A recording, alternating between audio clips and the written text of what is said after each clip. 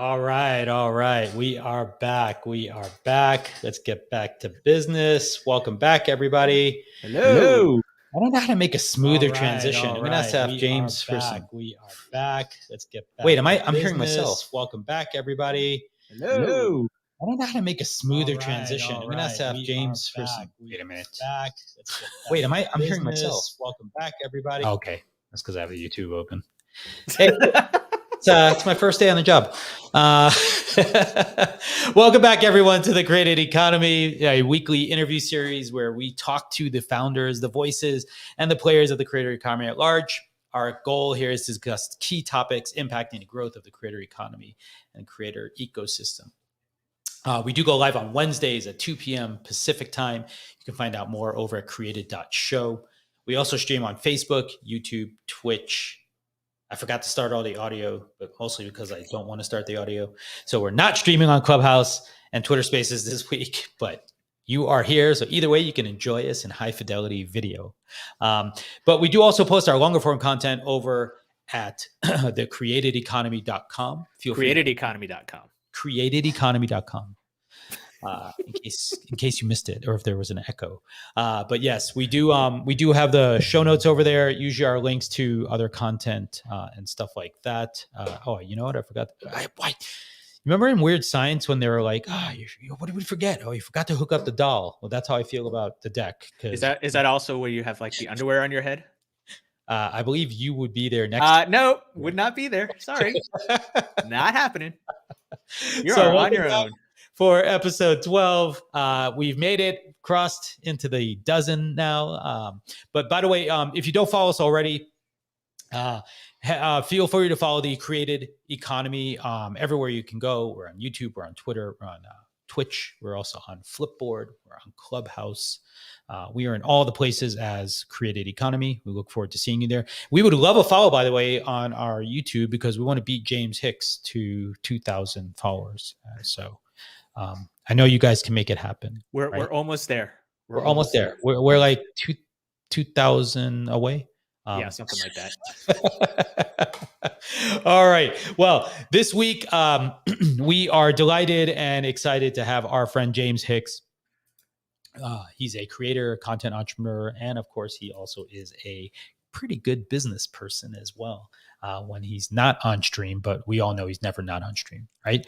So without further ado, let's bring James in and let's get into the conversation. How are you doing, my friend? Hello, gentlemen. James.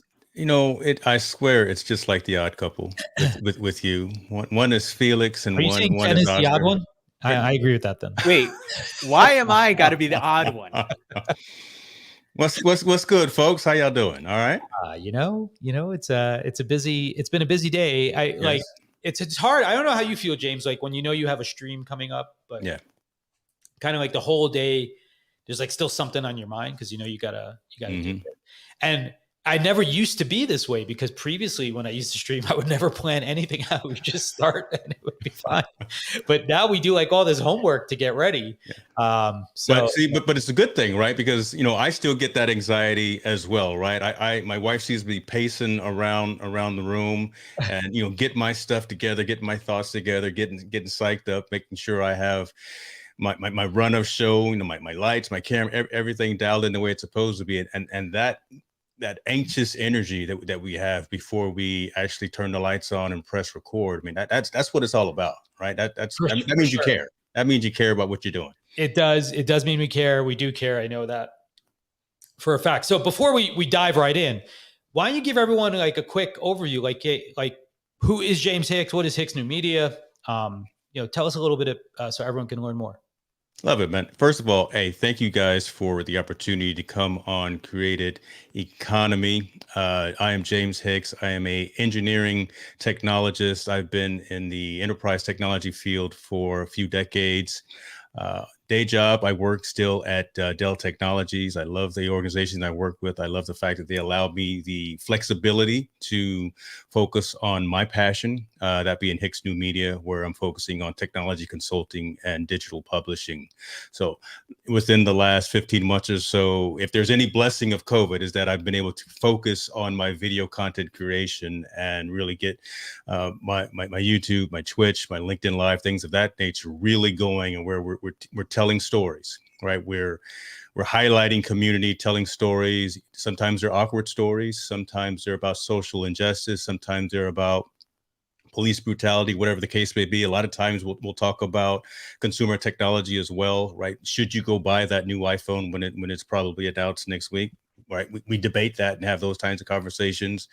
And then I have another stream called Team No Sleep, which it's not just about sports scores and what color shoes is LeBron wearing this year, but it's more the social impact of sports. So again, I'm just enjoying this season of my entrepreneur life, where again I'm allowed to connect with people like you and talk about issues of the day, challenges of the day, societal issues, and just try to do, like my old boss said, put a dent in the universe. Now, you guys know who that guy is who said that, right? Was the same guy who had the conference about it? Do you know who said put it?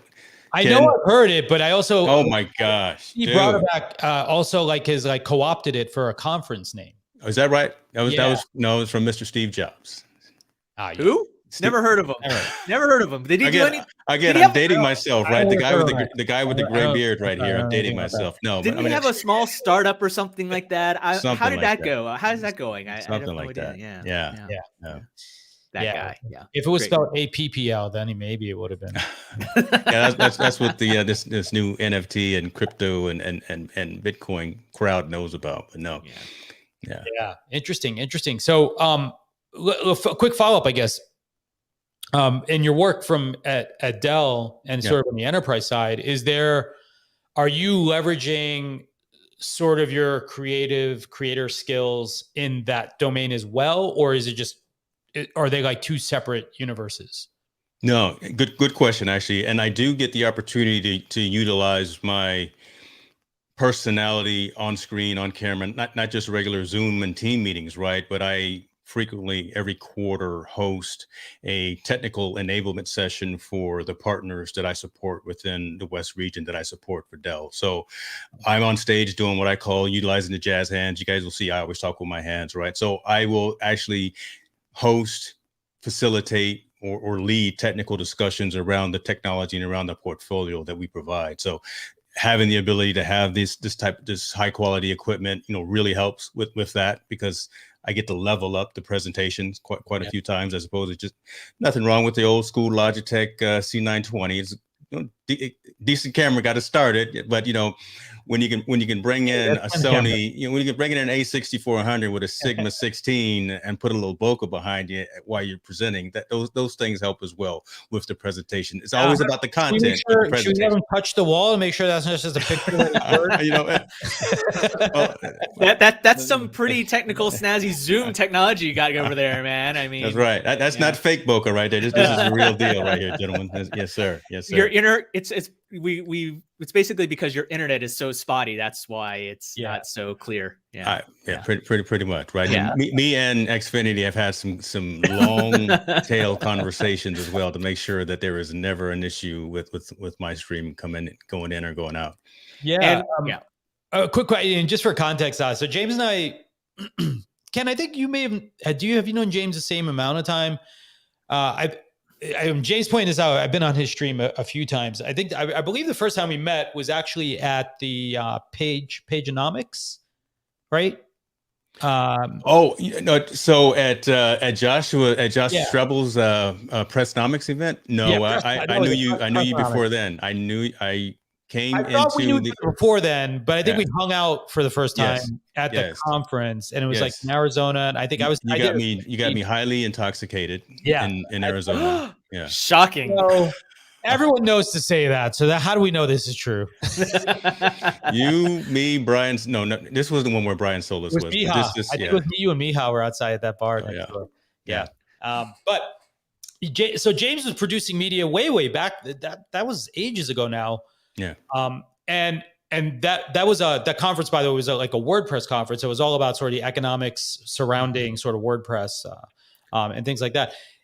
I had a question, I guess, because as an old timer like Ken, you've had a lot of time to see sort of what your company's called New Media, right? Sort of evolve, right? And I guess I'm curious, what is the evolution? Like, what's the through line in the evolution of media, relatively speaking, right? And then I guess what is the implication of that now? We went from very text-based to video-based. Video was, by the way, is a very hard hump for us to overcome, right? It is. I mean, as a society, as a world, as a culture, there was a lot of forces that move. But tell us more about sort of your transition from that text-based universe into sort of this high fidelity video universe. And I guess, what are your lessons for new creators? Maybe, as history is always a great teacher, what is the big lesson or takeaway that you have from that?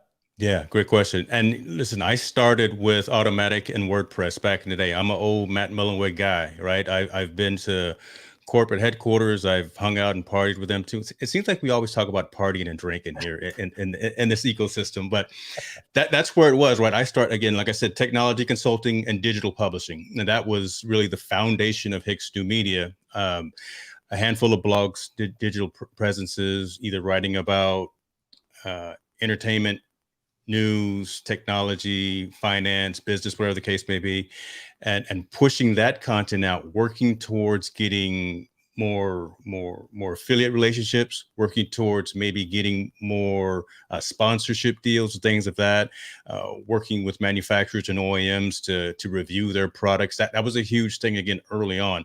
Once you got the aspect down of writing a story and telling a story, then you started reaching out, and after you had kind of a base of users, viewers, and subscribers and things of that nature, then that's when you started reaching out and finding ways to monetize your activities.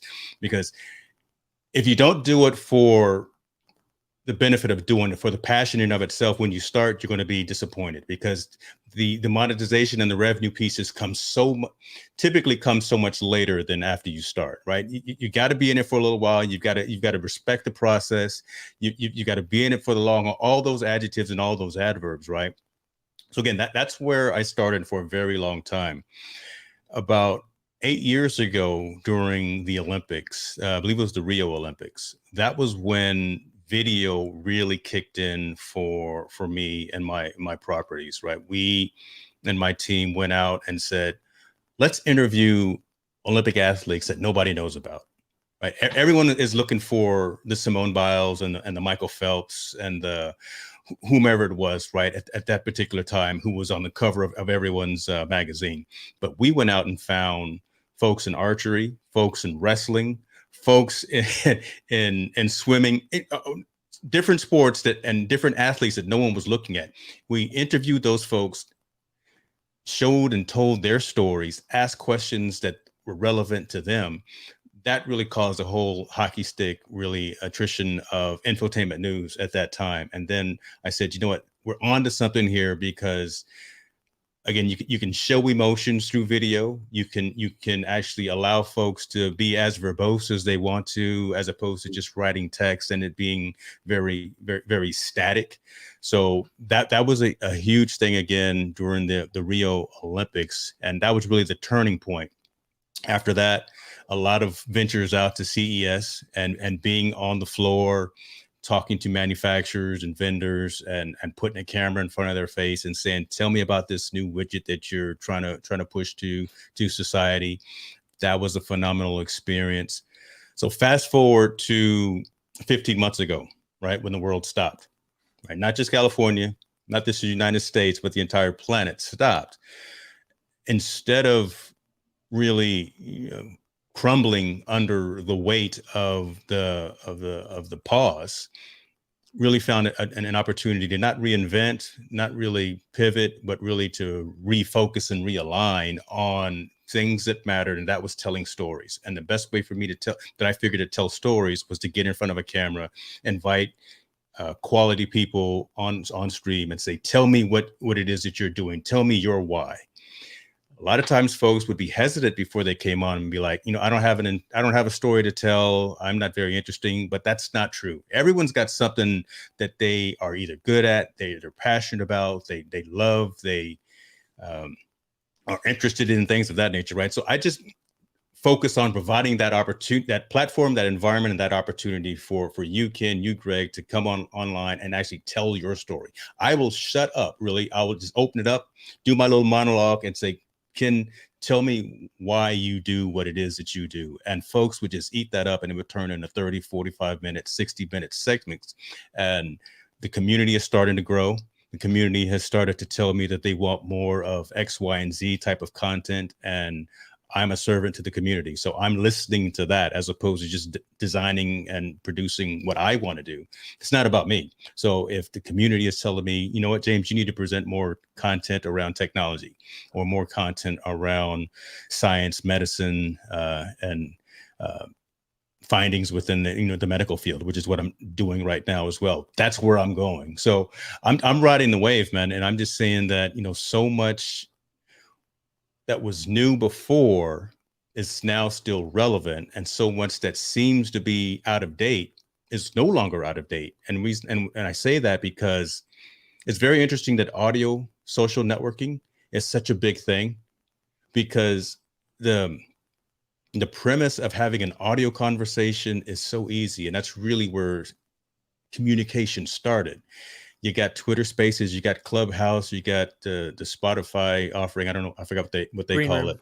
Green Room, right? But again, it's just so simple. And as you're saying, as you do, being able to integrate that into your video content creation and your video story, that really is the holy grail, brother, right? Just allowing folks to communicate and meet them where they are, because not everyone is going to be on Facebook, not everyone's going to be on YouTube, not everyone's going to be on the TikToks of the world, but when you open up the avenues and the channels, be it audio and be it video, to reach your community, that's where you really become an asset to the folks that you're serving. Listening to your audience, probably still common themes, right? I guess if we've yeah. Nothing's new, right? Again, it's like fashion and clothes, right? Bell bottoms will come back one day. I'm never going to wear them again, but audio communication is come back. I think you don't have to wear them again. You're still wearing them right now. I decline to, Your Honor, I cannot confirm nor deny. You plead the fifth, I see. What I have in the closet right now, but you get what I'm saying on that, brother, right? But stay aware of what the trends are. You can't follow and you can't be in every single circle, but the ones that resonate with you, your message, and especially, and I keep going back to this, your community, are the ones that you need to focus on, right? So I tried to get out there on TikTok and share some content. Man, it's tough. It's just not me, but I'm doing a little something there. The Snapchats, and I can't do it. I'm focused on YouTube as my primary source right now for content creation, and then branching that into audio as well with the syndicated podcast that we have. So there's quite a bit to unpack from your answers there, your response to Greg's answers there, James. I guess the first question I would have for you is, how have you been able to balance your time between your what you do full time at Dell and now, right? I think this is a common situation that many creators that are starting off the bat will encounter. For example, I'm doing this while I have my full-time job at Flipboard. So what is your experience been like, and how did you broach that with your employer and say, hey, I'm doing this, and this is how I will add value with it, but I also appreciate your support. And then there's a bunch of other questions I have to follow up. It's all good. Yeah. So I actually, when I was with HP, so I gave HP 20 years. I was with them before all this gray hair and before the hair up here started falling out. And my last team, my last group, I positioned them as well that, look, I really need to do this thing that is for me. It doesn't conflict with the role that I'm doing with you, and my leadership was fine with it, again, as long as there was no conflict of interest. When I moved over to Dell, when Dell made an offer that my wife couldn't refuse, and then I left HP, part of my initial conversation with them was, again, I'm not a singularly focused individual, right? I'm gonna work hard. I'm gonna do what I need to do for you all day, every day. But I'm a very complex person, and I have these ventures and endeavors as well. And again, it was the same conversation. As long as it's not a conflict of interest. And did you need a carve out, or just for other people who are out there, right? Like, and going into this, did you have to? I'm just curious, just for. Did you need like contractual sort of clearances, or should this be something people think about, if they're going to have this sort of effort going on? In my particular case, no, because again, I am not talking specifically about enterprise technology in any of the conversations that I have, right? So I'm not talking about HP, Dell, Pure, IBM, Cisco, any of those types of enterprise technology organizations in any of the content I talk about. I specifically talk about consumer technology. So I'll talk about, should you use Flipboard? Should you use Ecamm? Should you use StreamYard? Things that are more from a consumer perspective, as opposed to, again, the storage, networking, servers, and the security pieces and data protection. So I don't talk about any of that. So for that reason, I didn't have to necessarily get any contractual or go into HR or go into any legal conversation about what I'm doing. I just had to clear it with my leadership. For a while, my leadership was actually part of some of the discussions that I was having as well. So again, it made sense, and it was completely I was completely transparent with all the activities that I was doing. That's the best thing I would say. If you are working on a side hustle and you still got the 9-to-5 day job, just be transparent with what you're doing with your organization, so it doesn't show up. I don't know. Are we streaming on LinkedIn right now? Yeah. So here we go. So Greg's LinkedIn, yeah. Well, so think about it, right? So everyone that we're attached to automatically gets pinged that, hey, Greg and Ken and James are live on LinkedIn right now. Mm-hmm. It's 2:30 in the afternoon. Is there a meeting that I'm supposed to be on? There's not. But again, so those are the kinds of things that you have to be aware of. But again, since I have that clarity, since I have that transparency, and I had that conversation up front with my leadership and my organization, there's no conflicts of interest. So Good question. And then how many people are helping you out now in terms of HicksNewMedia, right? I mean, you've talked about this progression of starting off with, as early as WordPress, right? And we are all dear friends with Matt Mullenweg, great guy, great platform. And now, we've seen this progression from text to audio, to video, to ephemeral, to mixed reality, so on and so forth. How many people is this a one person show for you right now? Like that, in terms of as you venture into these type of things? Yeah, no, I don't think that you probably can, but for me, I do need a team, right? Mm-hmm. I need like-minded, passionate, hungry folks around me who are driven by the same goal. Employees to you, though? Can you unpack team a little bit? Yeah, good. Yeah, so good question. I was going to go into that. So no, I from an employee perspective, LLP, sole proprietorship, it's HicksNewMedia is just me. Mm-hmm. So there are organizations that I partner with, right? So primarily for the video streams that I collaborate with, I have the co-hosts, and they have their own entities. They have their own enterprise organization as well. So no one else is physically on my payroll, as opposed to except for just me. Gotcha. Now, will that change? Maybe, but just the way that the relationships and the way that the content and the way that the content, everything has evolved over time, it's actually working quite well for us to be separate yet equal. Mm-hmm. and be focused on our own goals and our own missions. Because a couple of folks that I partnered with for some streams, they're going down one path. They're building Roku and Amazon Live TV channels, and that's phenomenal, right? They're doing big things with that, and they're partnering with other organizations that I probably won't ever get involved with. That's all good. But when we come together on Thursday night and we do the Lab Consumer Technology Show, and we talk about what are the 11 apps that every college student should have. I think we're going to talk about that tonight. That's Wednesday nights. Yeah. So tonight on the lab at 6:00 p.m., we're talking about a whole bunch of things. So those kind of things, right? We come together where it makes sense. But so that's a great question, I guess, from an economics perspective. For me, it has worked quite well recently to be more focused on my personal professional gains and then partner where appropriate, in terms of cross collaboration, in terms of cross promotion and things of that nature. So but well, sorry, Ken, I was just gonna say, I think it's important that for folks to realize that, for example, you and I are part of like several shared communities, and Ken and I are, and all three of us are in some shared ones. I feel like that is a part of the force, right? And so I don't want to take away from that either, right? Like there's a lot of people that have each other's backs and that are helping and collaborating as well. And I think that we shouldn't count that. We shouldn't discount that either, right? There's value in building those networks, and there's value in building those relationships, right? And they can look differently for different types of organization. Folks shouldn't think that there's a cookie cutter way of doing X because you're in the same industry or the same focus as someone else. You have to really understand what makes sense and what resonates with your particular focus. Now, down the road, will I probably bring in an assistant to a VA, right, to help with especially some editing capabilities and cutting up micro content and doing things of that nature.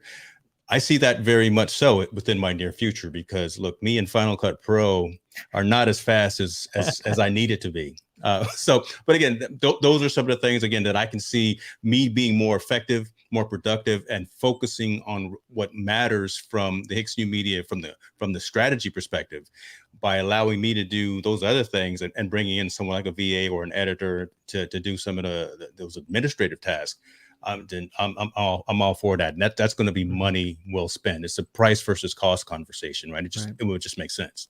So one thing, I appreciate the fact that you are all about storytelling, right? And as somebody, and kind of going back to my other question, in terms of as you've journeyed on this path of technological innovation, right? How have you seen storytelling evolve with all these different new apps that are coming out, right? You talked about with social audio, with Clubhouse, with Twitter Spaces, with Spotify, you have Discord and this and that and so on and so forth, right? And how have you seen that capability, that ability to really help get to the bottom of what the hell is going on? How has that emboldened you? And then also for those that are watching that may not just be creators, but that are maybe building stuff for creators, right?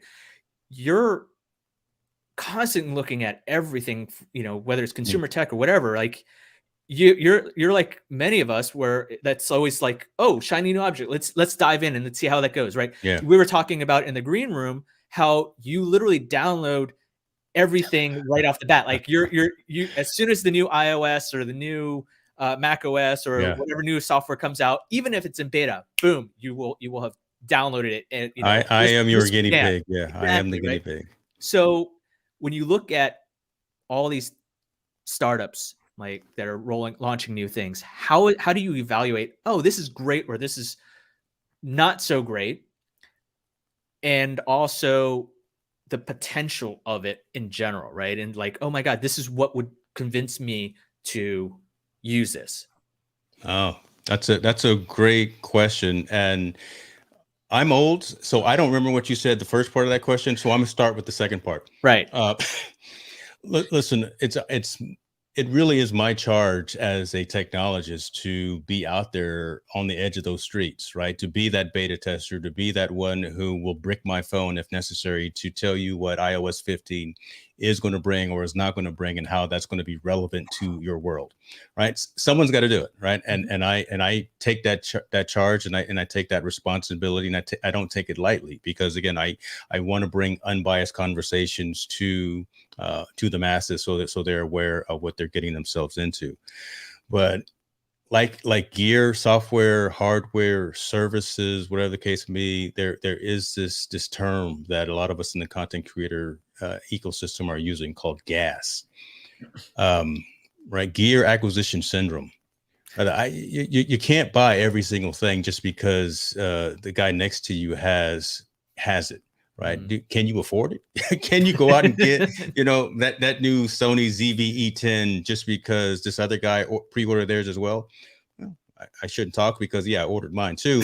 But long story short, I'm just saying, don't try to follow that. Be inspired by others, yes, but don't try to follow in someone else's shoes because they're not at the same location in the journey as you are, right? I can't be Greg. Greg's gone down a number of different forks in the road and a number of different paths. He's tripped and gotten up at the different places than I have. Some of them the same with me as well, but I can only look at him as an inspiration perspective. I can only look at him as someone to follow and say, you know what, I like what he's doing, but I can't do what he's doing as well. But I will take the lessons that I'm learning from having these types of conversations and say that's a good little nugget that I'm gonna put in my toolkit as well, and say I will take this information and go down my own route.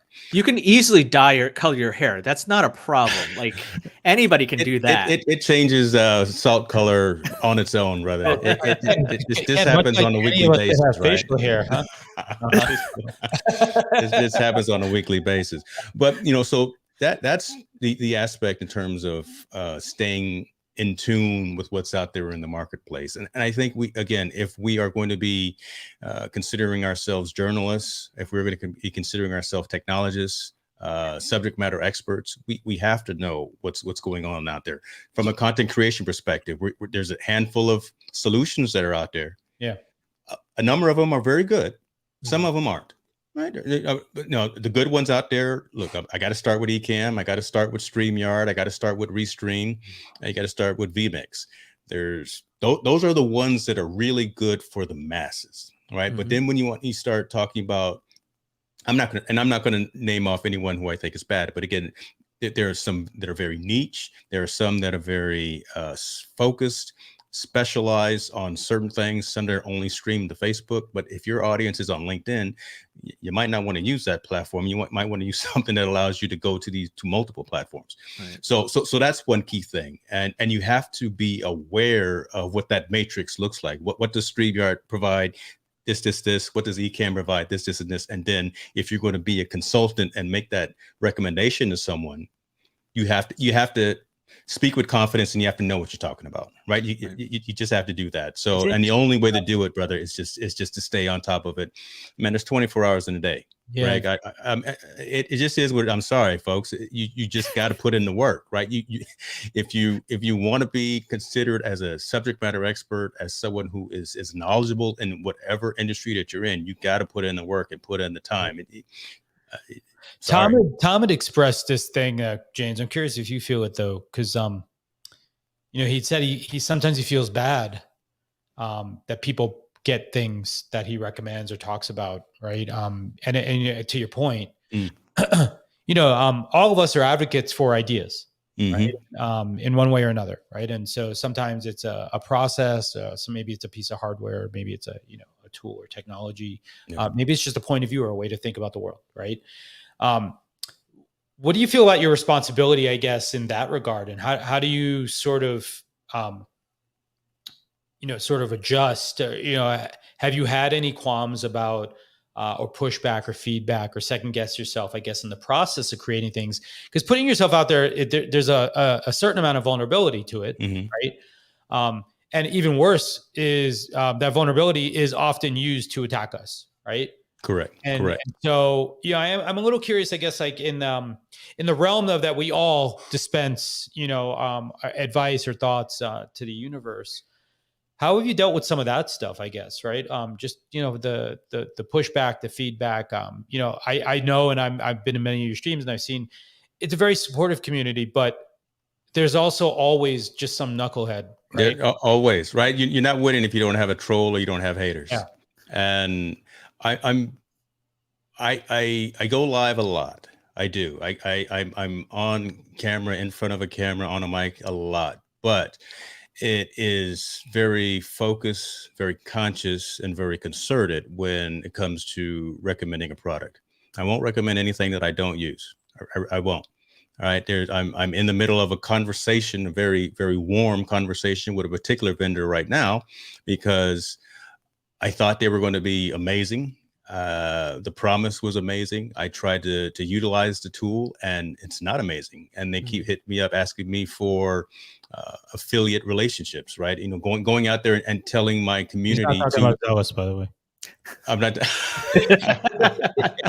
Not talking about Zealous. No, Zealous is on the good list. But right there's this product again. Yeah. I can't get it to work. They're having issues with their back end, and it's taking too long. It's starting to affect my workflow. So the fact that they're asking me to still promote the product, I can't do it.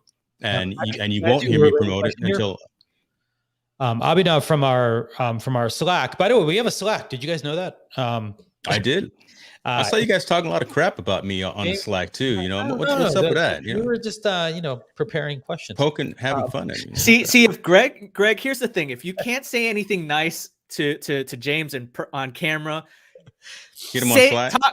Talk some shit on Slack. That's there it is, brother. You know what that makes sense. Okay. I've said this since I was young, that if I don't make fun of you, a stranger will.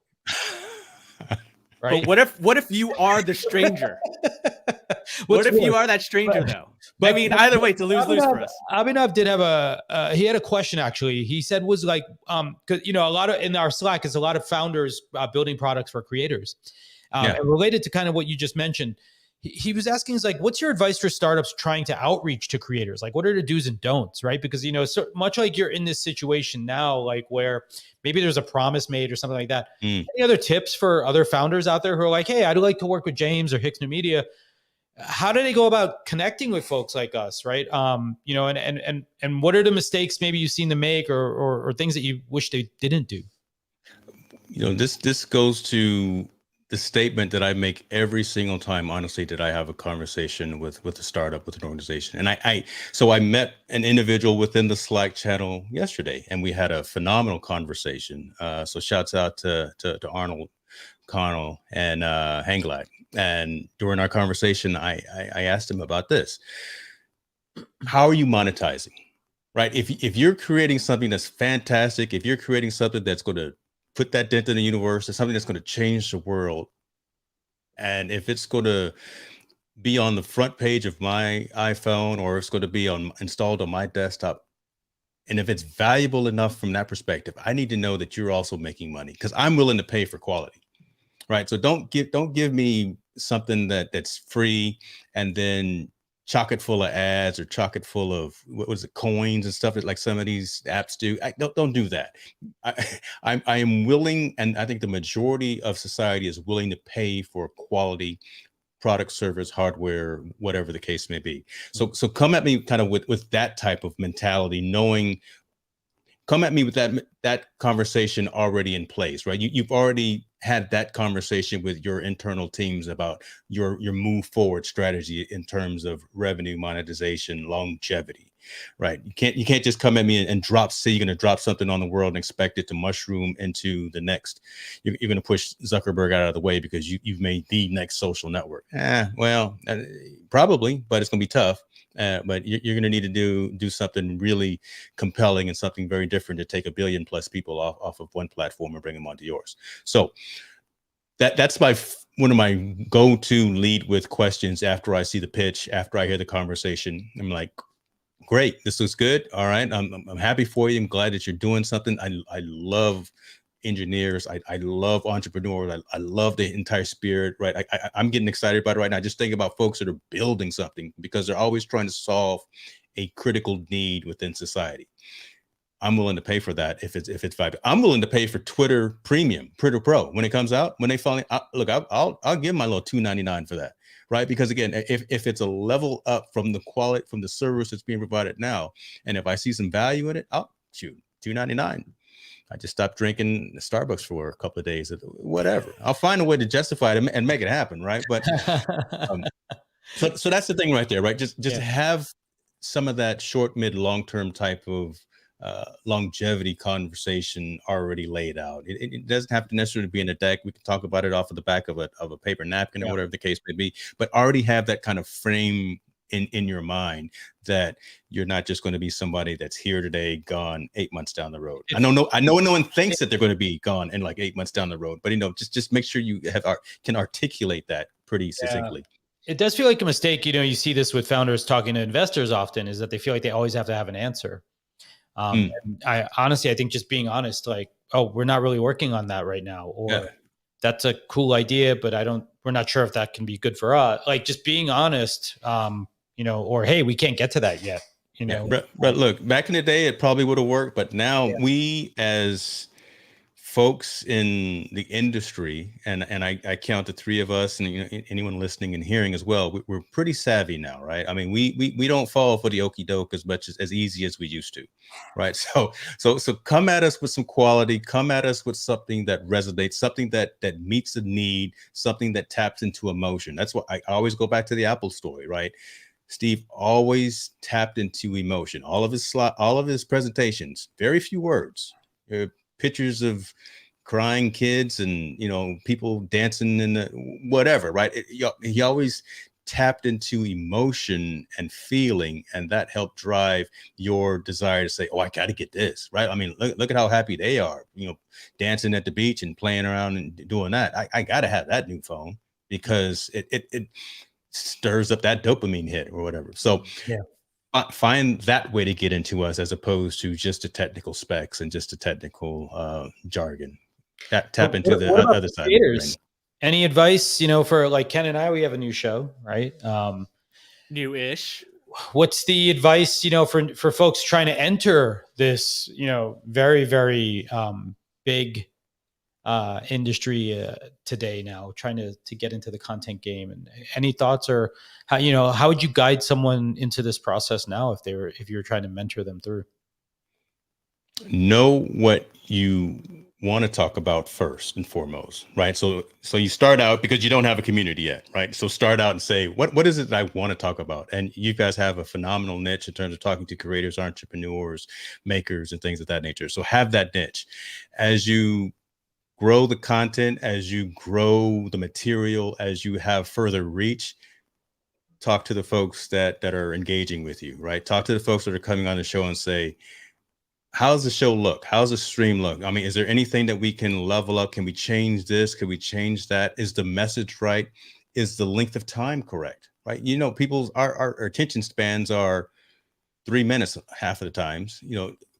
Can we do a 45-minute show? Probably, but how many people are still going to be on at 45 minutes when we probably could have sunk that down to 15, 20 minutes? And here it is. We've been live for 44 minutes because I keep talking all the time.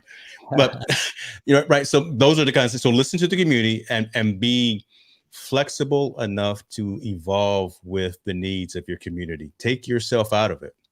Yeah. Right. You may have the great idea of this is what I'm going to do. This is what I'm passionate about. But man, you're just not going to get the attrition, the subscribers, the community around you if you decide to go one route when everyone is telling you, look, we love you and we like what you're doing, but we want to hear you talking about this. So until you start talking about this, we're going to go somewhere else.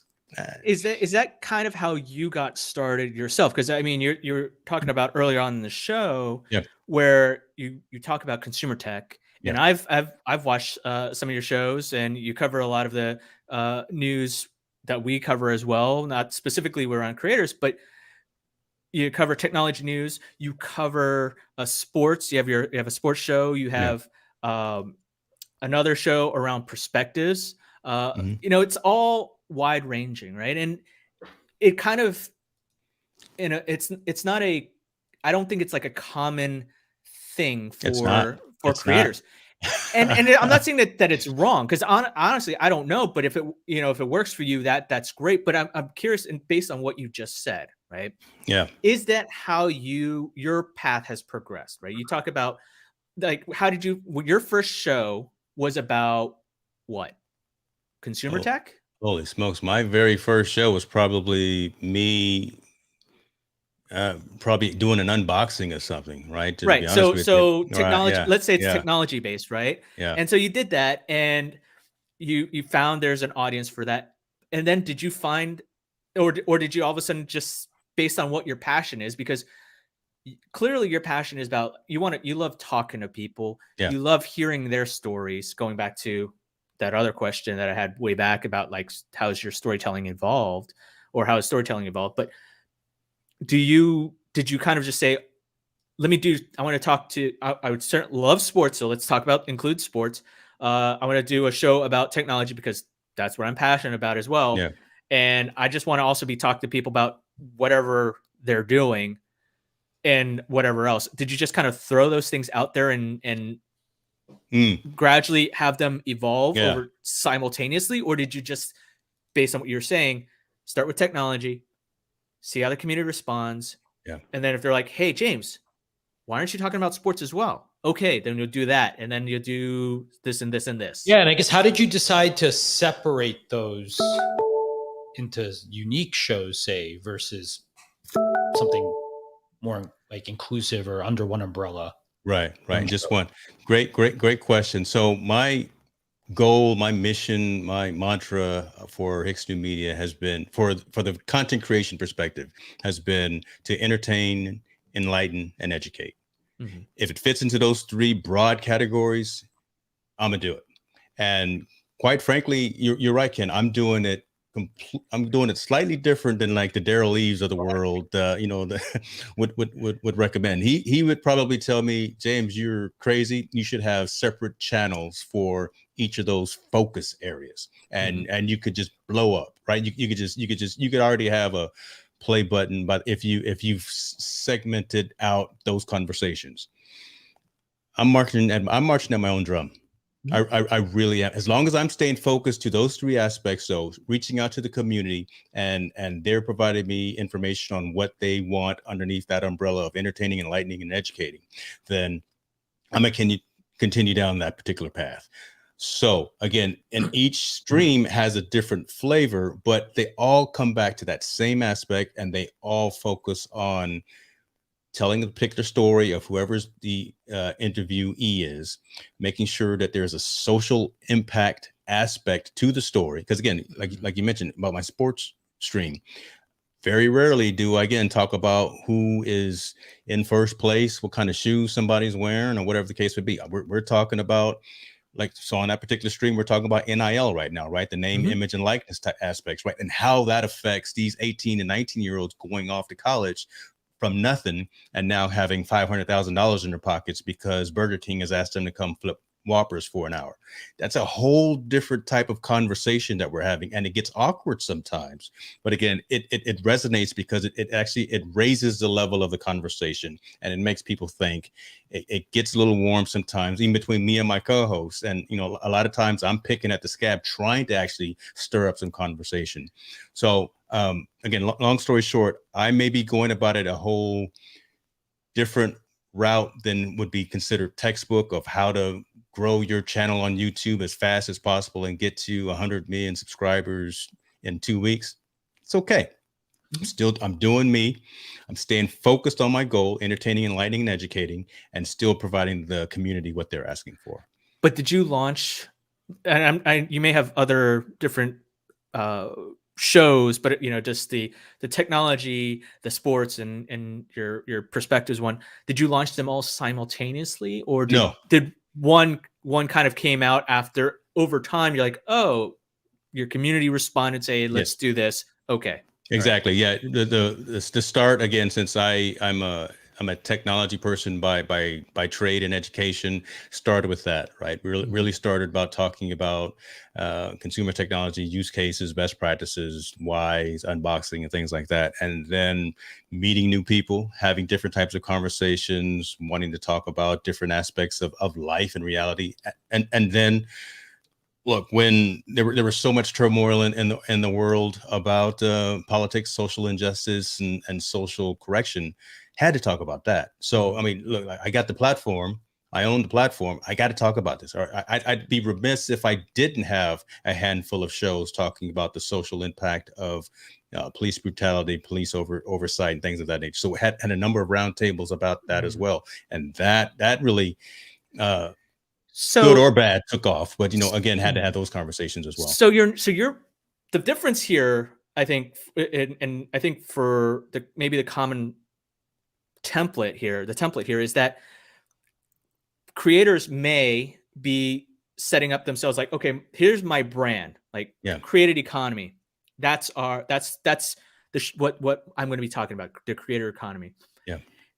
But then but on the other hand, you're like, no, instead of me saying I'm with a brand, I'm going to, whatever my topic I want to talk about will follow not the title, but my North Star. As long as I remain true to this North Star. I like that. Yes. There you go. Then I can talk about whatever. So there's nothing that's going to typecast me to that, because I think, to your point, if you had this thing called, you're talking about created economy, right? And then all of a sudden you talked about Black Lives Matter. You talked about, sports, not specifically NIL, because technically NIL also falls in that creator economy space, but like, the reshuffling of the of college football playoffs, for example, right? That people will be like, why are you talking about this on this channel? And then that leaves you no real avenue, because then where else could you talk about that? So maybe for creators, the goal as they set themselves up. And Greg, I'd love to hear your thoughts on this, is instead of setting true to a brand, you follow that North Star, and that's should be your goal. Yeah. And, before, I know Greg wants to chime in, but again, I'm gonna stick with that, because if I'm not true to myself, then I'm just doing this for likes, retweets, thumbs ups, or whatever short-term gain, vanity metrics. Yeah. I look at analytics all day, every single day, but I'm not into vanity metrics. I don't need a blue check mark, even though Ken's got one. I wouldn't mind getting one of those blue check marks there, but right. But again, you gotta write some stuff down, I guess. Yeah, right. It's real there. But I'm focused on what drives me, and that's the only way that I can be on my channel, right? I own this platform, all of this content. So if it doesn't resonate with me, I would just not feel right putting it out there. And yeah, again, it's probably completely 180 degrees of what the video coaches and the content creator coaches, and I keep mentioning, the Daryl Eves of the world would tell me to do to grow my channel quickly. But I don't care about growing my channel quickly. I care about being focused and deliberate about the messages that I'm sending out to my community. And as long as they resonate with me in terms of the delivery, entertaining, enlightening, and educating, it's an open door, right? I could put anything into that conversation, into those 3 line items. So, Greg, what do you think about that? Look, I think, Ken, we've talked about this in the past. Not everyone has to get to money, and certainly not everyone has to try to get to a huge, big audience as fast as possible. These are false sort of these are straw men that are put out there, right? Like we don't need those things per se, right? And I do think what we're seeing is an evolution in the way that we frame why we make things, because I believe we've all grown through a generation now of 10 years or so where we've sort of put big follower counts and subscriber counts, monetization sort of on a pedestal, right? Brand deals and these other things, and so I absolutely don't think you need to worry about it. I do think as I was on with Heather yesterday, and she asked me what my advice was. And, my advice was simple. I was like, find something you're passionate about that you could talk about all the time, that you can talk about without being forced to talk about it, right? Or that you're going to talk about it regardless, or somehow everything's going to be about that. Yeah. Whether or not you should cleave it into separate entities or shows and whatnot. I think if you are doing it for the people who are watching it, then sometimes it makes sense, right? Because they may be divergent sort of in their topics or their focus area, right? Just maybe like, I just don't care about this. And what you don't want to do is alienate one set of people by putting a bunch of things out that just aren't interesting to them, right? And so it causes them to just say, I can't tell if that's going to be about the thing I care about, so I'm just not going to care anymore. Good point. Right? At the same time, don't as we say in the startup world, right? Like, how much is enough process? Just enough, right? Like, and so as we all know, like every entity banner fly that you fly under is just a crap ton more work for you to maintain and push out. And Lord knows I don't want to have to come up with a new format or layout for thumbnails, and I don't want to have to schedule in more places than I have to, right? There's a significant amount of administrative load associated with the choices we make here. So I think it's also important to be careful of what you can do well. Yes. As they say, it is better to be consistent, right, than to be than anything else, right? So just if you can go live every Tuesday and that's what you're going to do, that's going to still do better for you than doing it 3 times a week, right? But exactly. On 2 out of 3. Yeah. Right? Do it at the right time, right? Again, look at those analytics. When is your audience on and available, and then go live and bring that fire, bring that heat, right? Make sure that you bring a quality piece of content that folks will want to talk about and share. Yeah. So yeah, I agree with that. Well, James, it has been phenomenal chatting here, by the way. And I know we are at time. We do have After Dark. I think James may be able to stick around for a minute or two, but I think he had a commitment. So if not, we will be there. And you can ask us questions. We'll pretend to give you James's answers. But I can come hang out in backstage after party. Yeah, it's all good. But absolutely, feel free. As you know, we are here on Wednesdays. Next week, we'll be here back with Martin Walvern. He is over at Garden. James, I'm not sure if you met him, but you will love him. Martin is helping to set up the first dedicated live streaming venue in Rotterdam. So it is organized and designed around conceptually around artists coming that will live stream their events. So it's a sick layout. If you want gas, that's your place to go. That's it, right? You'll see everything that you can imagine. But we'll be back here with Martin next week. If you don't know already, we do have 2 shows. Speaking of which, what is the word? Mitosis, right? When things divide.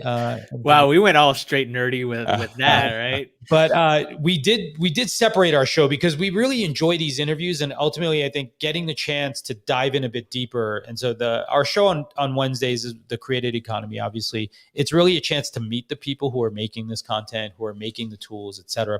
But on Fridays, we do our news show. So Creative Briefs will be back Friday morning at 8 a.m. Pacific time. We've already written all the news, so don't make any new stuff because I'm not updating it.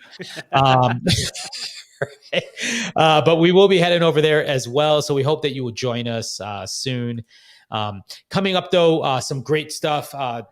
Martin and Creative Briefs are coming up, but we do have Antonio and Steven coming back to talk about the Black Creator Crew, which we were hoping to do earlier, but we're very excited to have them.